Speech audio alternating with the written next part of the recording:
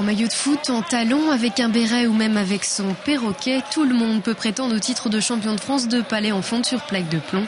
La compétition étant ouverte aux licenciés et aux non-licenciés.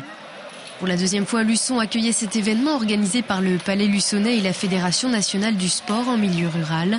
Un événement qui a rassemblé 612 participants, soit 306 doublettes, venus de toute la France pour pratiquer ce sport très apprécié dans le département. Un jeu qui est pratiqué donc en Vendée, puisqu'on a un championnat et on est 65 clubs en Vendée et plus de 2600 licenciés.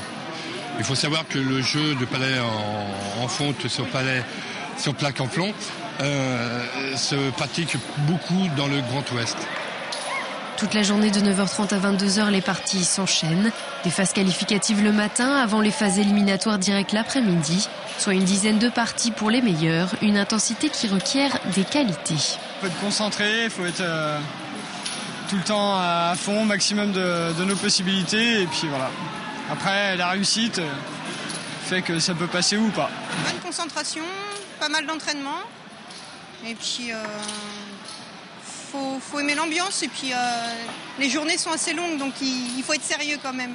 Il faut bien s'entendre, il faut être complémentaire et jouer ensemble. Chaque partie est différente donc c'est en fonction de comment ça se passe. Il faut bien dire que par rapport à certaines équipes, on n'est pas habitué à jouer ensemble, on joue pratiquement jamais ensemble. Et si certains viennent pour la compétition, d'autres sont là avant tout pour l'ambiance. Là, je fais partie d'un club et puis c'est histoire de passer une bonne journée et puis entre copains du club et puis voilà quoi. Passer une bonne journée. Après, l'esprit de compétition passe après quoi. Une ambiance effectivement festive, même s'ils sont en compétition, les joueurs n'oublient pas les origines de ce sport, qui mise aussi sur la convivialité et la bonne humeur.